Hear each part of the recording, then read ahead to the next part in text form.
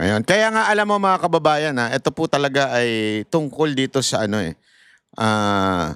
flood Kasi control. pagka naman nagkabaguhan sa... Sorry. Wag yan. Ito. Ganda ito Yung bagong development ngayong araw din, yung schedule po ng resumption ng flood control probe, June 4. Ngayon pong Maganda darating, itong punto Huwebes na na to. yata yan, o Miyerkules. So, this coming week, Huwebes. Anong tingin mo dyan, sir?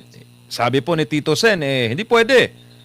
Hindi pwede yung subcommittee dahil hindi pa yan approved ng committee. And by the way, ang chair ng subcommittee, si Senator Rodante Marcoleta po. Yun na nga eh. Dahil sa mga pinaggagawa nitong minority senators, yung mga pag-walk out nila, yung pagbalandra nila, at kuminsan pati yung mga masasakit na salitang pinagsasasabi nila kontra sa new majority, nagkatikisan na, no? Dati, si Senator Pia Cayetano ang elected na chairperson. She is still the chairperson. Pero ngayon, gumawa ng subcommittee specifically for the flood control scandal. At ang mamumuno dyan ay si Senador Rodante Marcoleta, na alam naman natin, allergic ang palasyo at allergic ang mga korap, no? Yung mga saksakan ng sakim dito sa ating pamahalaan. Pag si Rodante Marcoleta na ang chairman ng subcommittee na yan, no? So, kung siguro, kung hindi ganyan ang minoriya, no? Yung 11 at hindi sila ganyan wika nga yung pinakikita nilang asal ay hindi masyadong kontraryan, masyadong kinokondena yung new majority, hindi siguro umabot sa ganyan. So, ang nangyari ngayon ay mas mabigat. Nakuha ninyo, di ba? Noong una, compromise na sige, we will si Senator Pia Cayetano ang Blue Ribbon so that hindi naman masyadong palaban sa inyo. Ano ginawa nila? Nagdrama-drama pa sila, yung minority. O, di ba? Sa madaling salita, nag-attitude pa. Ganun pala. O, sige, ito si Marcoleta sa inyo. ang magiging taga-usig ng flood control scandal. Opo, sir, ano sa tingin nyo yung pakakaabangan ng taong bayan? Kasi Huwebes pa yung flood control probe. Meron pa tayong Lunes, Martes, Miyerkules. Marami pa pong mangyayari. Okay. Kung ang tinutukoy mo, MJ, ay yung posibilidad na magkapalitan na naman ng Senate President o ng liderato ng Kamara ng Senado sa Lunes, palagay ko'y malabo nang mangyari yan, no? Because of their actuations, yung new minority, because of their actuations, lalong pinanindigan na ng mga miyembro ng new majority yung kanilang yung kanilang stand, no? Tikisa na ito kaya yan ang nangyayari. Palagay ko tuloy yung June 4 na Blue Ribbon Committee hearing at sana panawagan ito ng palagay ko halos lahat ng ating mga kababayan, panawagan na Except lang yung mga pinklawan. Tsaka yung mga teroristang makakaliwa. Tawagin na yung 18 mga dating sundalo, yung mga retirado o resigned na sundalo na pilit na pinagtatakpan ng NBI, ng Senado nung nakaraan, no? Ayaw nilang marinig ang salaysay ng mga ito. Yon. Very good talaga.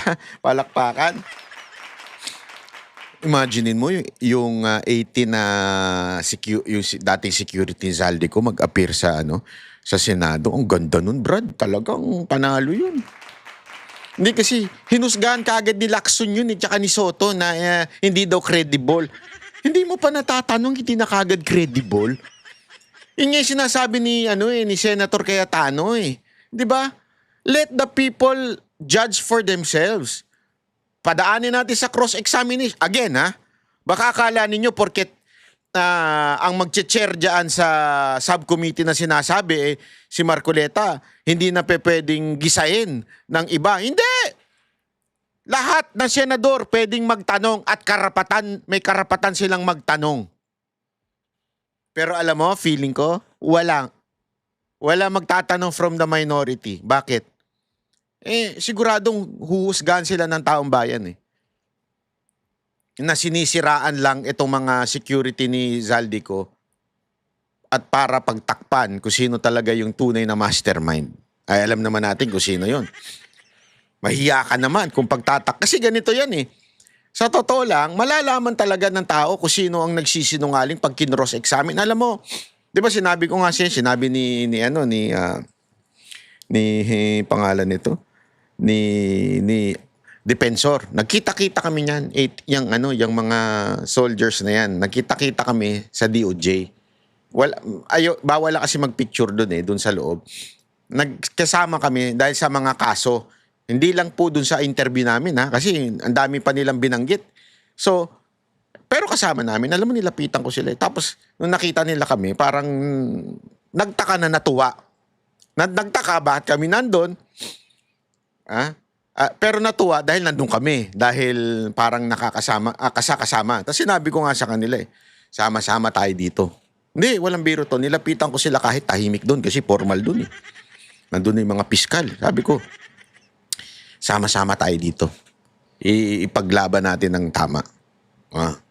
Pero dito lang doon sa loob ko, sakaling ipasok kayo, huwag niyo kumisama. pero dito sa DOJ, sama-sama tayo. Biro lang. Hindi, sinabihan ko talaga sila yung mga sundalo na yun. Sabi ko, sama-sama tayo dito sa laban na to. Isiwalat natin kung sino talaga kung sino sa tingin ninyo talaga at sino na experience ninyo. Hindi lang sa tingin pala, na experience talagang nakasama ninyo during the bigayan ng maleta. Sama-sama. Hindi kami uurong mga banateros. Porket kinasuhan kami, hindi kami uurong. Kami pa. Ako, sa totoo lang, hindi ako nagmamagaling, hindi ako nagtatapang-tapangan. Siyempre, takot din ako. Hindi naman pwedeng wala kang takot sa buhay mo. Kaya lang, mas takot ako sa Panginoon Sa totoo lang takot ako siyempre sa mga demanda, takot ako siyempre sa mga banta sa buhay ko, napakarami na. Pero mas takot ako sa Panginoon pag hindi ko isisiwalat ang katotohanan. Dahil, alam mo, sabi nga ng Panginoon do not be afraid doon sa mga nagkikil ng physical o yung body, but be afraid, di ba? Yung kayang ipatapong ka sa impyerno. Yun lang sa akin Lahat naman tayo mamamatay. Sa totoo lang. Sino dito hindi mamamatay? Baka nga yung katabi mo, bukas mamatay na yan habang nanonood dito. Biro lang Lahat tayo mamamatay. Ang tanong lang talaga sinunod mo ba ang utos ng Panginoon sa'yo? Sinunod mo ba ang purpose mo sa buhay? And I think, di ba kanina nag-usap tayo tungkol sa purpose? And I found my purpose noong nagsimula ako mag-vlogging. It's because, kaya nga I'm trying my best. Yung sinasabi nila, wag magmura kasi nga, tama, sige, okay, makikinig ako sa taong bayan. Makikinig ako sa inyo. I'm trying my best, di ba? Pero ako, hindi ako titigil talaga pagsisiwalat ng katotohanan at magbibigay ng justice para sa taong bayan. Kasi, alam ko marami sa inyo gustong magsalita pero natatakot o di kaya ayaw nyo maano yung privacy ninyo. I understand. Kaya nga, let me be the one. Sabi nga ni Jimmy Bondoc, let me be the one. Parang si Janine Berdin lang Puyok-puyok pa. Let me be the... Hindi, magaling yun. Favorite ko yun. Yun yung bagong LSS sa akin yun. Brad, idol ko yun. Si Janine Berdin. Number 1 kong... alam mo yung araw-araw kong pinakikinggan? Memorize ko na yung kanyang... alam ko pa tono. Pakinggan ninyo ni Janine Berdin. Anyway, maraming salamat. Happy Sunday sa lahat ng ating mga kababayan. Mabuhay po kayo. Ako po si Banat. Kami ang boses ng masa, hindi natatakot. Katotohanan lang, di kami nalulunod. Walang bahid ng sismis, lahat ay totoo. sino ka pa. Pag mali ka, babanatan ka. Walang pinipili kulay, wala kaming kinikilingan. Basta para sa bayan, kami lalaban. Pag tama palakpakan, pag mali banatan. Di matitinag, di matatakot, para sa bayan tuloy ang sigaw. Sa harap ng kamera, walang halong takot. Mga baluktot, lahat kayo'y tutumba. Ang hustisya at totoo, yun lang ang mahalaga.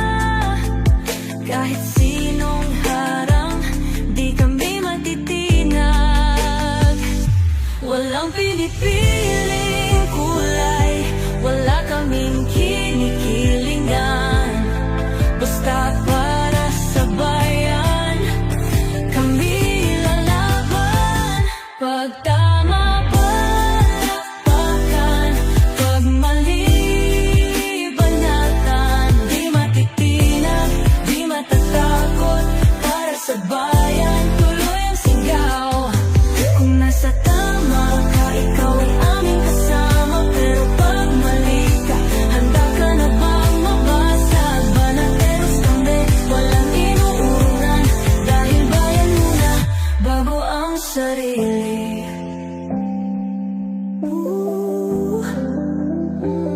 Bago ang sarili.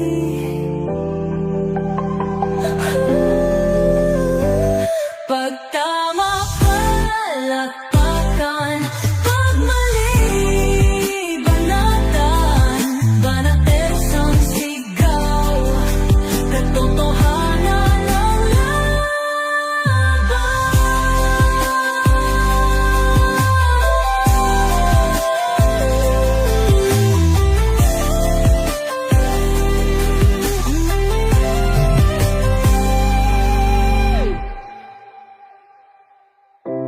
sa harap ng kamera, wala